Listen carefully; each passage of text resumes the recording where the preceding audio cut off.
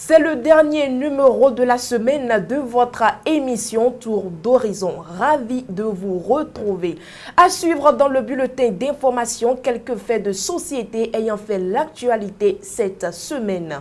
Les fidèles de l'église de Banamé n'ont pas rendu visite à Parfaite pour lui offrir des cadeaux à l'occasion des fêtes de fin d'année. Et Dagbo a décidé de réclamer une enveloppe financière à laquelle tous ces Dagbovis doivent contribuer au risque d'attirer sa colère. Vous ne connaissez pas les bonnes manières. Vous ne savez pas que pour la fête, il faut se rendre chez son père pour lui offrir des cadeaux. Je demande solennellement, c'est un ordre, que tous les Dagbovis du Bénin cotisent 2 millions de francs CFA pour m'envoyer et dire c'est ce que nous t'avons amené pour la fête, a réclamé Parfaite de Banamé dans un audio devenu viral sur la toile. L'adieu autoproclamé a même fixé une heure pour recevoir l'enveloppe financière. À 15 h, les 2 millions doivent être prêts. Ce sont vos responsables qui vont collecter les sous et venir faire le point. Si la cotisation n'atteint pas 2 millions,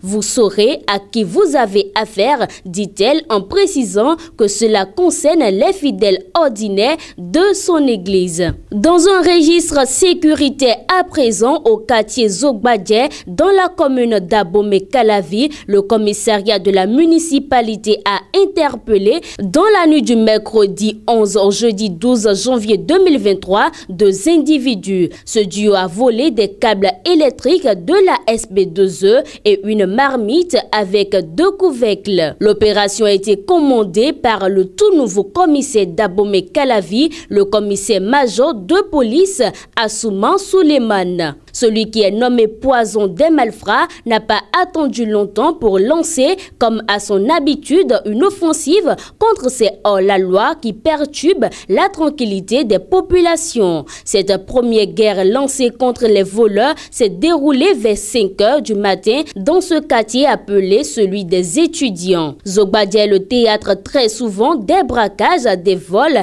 et d'autres cas d'insécurité, précisément dans la zone du campus. Avec cette opération, le commissaire-major Souleymane Assouman vient ainsi de lancer un signal fort aux autres malfrats qui continuent de jouer au malin dans sa zone de compétence. Toujours en matière d'insécurité, un cas d'évasion de détenus a été enregistré au Centre national hospitalier universitaire CNHU de Cotonou. Des informations puisées de bonnes sources, il s'agit de Wilfried Ayatode en détention préventive à la prison civile de Misrété depuis janvier 2022. Souffrant, il a été admis au CNHU pour les soins intensifs depuis plusieurs jours. Dans la journée du mercredi 12 janvier 2023, il a demandé aux policiers qui assurent sa garde de l'aider à se promener dans l'enceinte du centre. C'est au cours de cette promenade qu'il s'est donc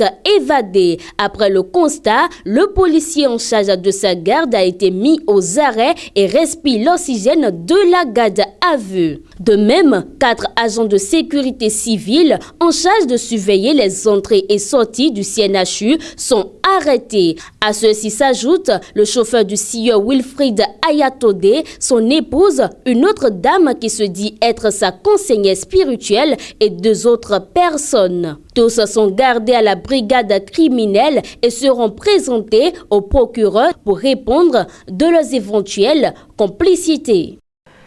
Voilà tout pour cette première rubrique informative. Mesdames et messieurs, comme tous les vendredis, nous allons aborder un sujet de société dans le forum de discussion de ce soir avec Charles Alban Daoui. Charles Alban Daoui, bonsoir. Bonsoir Latifa Corridon. Au sein du foyer, pourquoi est-il important que la femme ait une activité? Oui, activité, il faut préciser activité économique parce que vous savez, quand on est dans le foyer, la femme a déjà des tâches qu'elle exécute au quotidien au sein du ménage. Mais en dehors de ces tâches-là, qui ne sont pas d'ordre économique, il faut bien que la femme travaille. Il faut bien que la femme ait une activité qui lui permet d'avoir des revenus. C'est important parce que vous savez, dans notre société, tous les ménages ne sont pas des ménages riches. Vous savez, tous les ménages ne sont pas des ménages de gens nantis. Et les efforts que l'homme fournit pour subvenir aux différentes charges de la maison. Si la femme également a une activité économique, et c'est tant mieux pour le ménage. On ne demande pas forcément à ce qu'elle contribue au même titre que l'homme, mais si elle a des revenus qu'elle a en sa possession, ça fait une sorte de sécurité quand même pour le ménage. On ne sait jamais, vous savez, dans la vie, il y a des hauts et des bas. Et donc, si l'homme, qui est la première force économique du foyer, se retrouve en difficulté, et par exemple, s'il y a des problèmes de maladie qui arrivent et que l'homme ne peut plus vraiment subvenir aux besoins de la famille, il faut bien que quelqu'un prenne le relais. Et là, il n'y a que la femme qui puisse le faire tout de suite.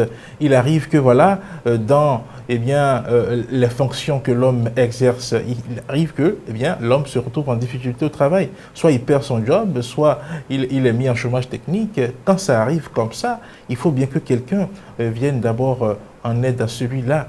Et il faut que ce soit la femme en ce moment. Donc voilà, il y a autant de situations qui font que il est important que la femme ait une activité économique. Et vous savez, l'événement le plus malheureux qui peut arriver dans un foyer, c'est peut-être le décès d'un conjoint. Quand ça arrive, eh bien que l'homme décède et que la femme n'a rien comme activité, vous n'imaginez pas quelles sont les peines qu'elle devra vivre, vous n'imaginez pas quelles sont les douleurs, quelles sont les difficultés auxquelles elle va se retrouver donc confrontée. Donc, il est important que la femme puisse vraiment avoir une activité économique pour quand même constituer une véritable aide, pour constituer un soutien à la force économique que constitue l'homme au sein du foyer.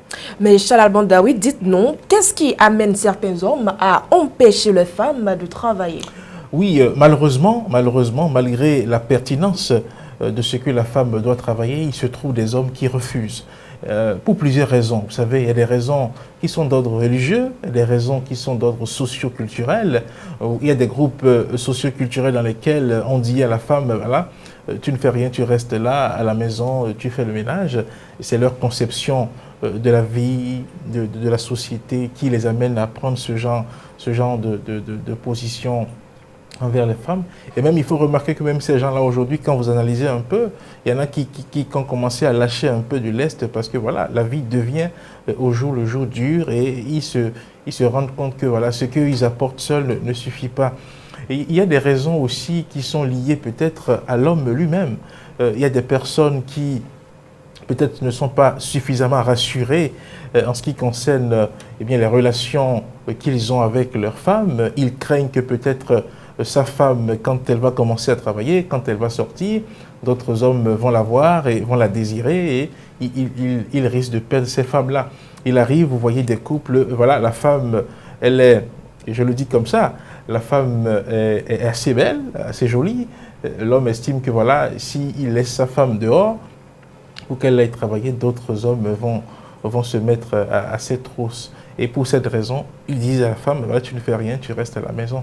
Et donc, voilà un peu quelques raisons qui amènent certains hommes à le faire, mais je pense que ce n'est pas la meilleure solution. Il est vrai que quand on parle du travail de la femme, il y a des activités qui exposent effectivement la femme à ce genre de risques qui peuvent l'amener à tomber dans l'adultère ou dans l'infidélité. Et il reviendra donc à l'homme de voir quel genre d'activité il peut permettre à sa femme de le faire. Il y a des cas où voilà, la femme a peut-être des diplômes pour faire telle activité. L'homme dit non, voilà, dans telle activité, tu n'es pas en sécurité selon moi. Et il crée une autre forme d'activité à sa femme, même si c'est à la maison, sa boutique, son commerce qu'elle gère. Donc bref, il faut forcément trouver, et comment dirais-je, il faut trouver une porte de sortie. Il ne faut pas rester fermé dans l'esprit. Elle ne fera absolument rien de peur que voilà, elle ne sorte pour que d'autres hommes la désirent. Il ne faut pas rester dans ce genre de raisonnement tout le temps. Il faut bien trouver quelque chose à faire pour qu'elle puisse constituer également une force économique au sein du foyer, même si ce n'est pas beaucoup, qu'elle apprenne à faire quelque chose. C'est important aussi pour le moral de la femme. Travailler, faire quelque chose de ses mains, gagner de l'argent. Voilà. Merci à vous, Charles Alban Daoui. C'est moi qui vous remercie. Fin du forum de discussion de ce vendredi 13 janvier 2023. Sans transition, voici la vidéo du jour. Les enfants de nos jours sont bien.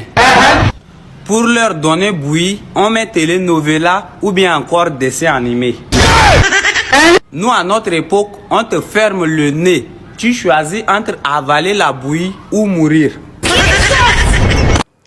Si vous tombez dans un coma aujourd'hui, qui va s'asseoir à côté de votre lit jusqu'à votre réveil? Lorsque vous aurez la réponse, vous saurez où mettre vos efforts. Mesdames et messieurs, un excellent week-end. Je vous souhaite.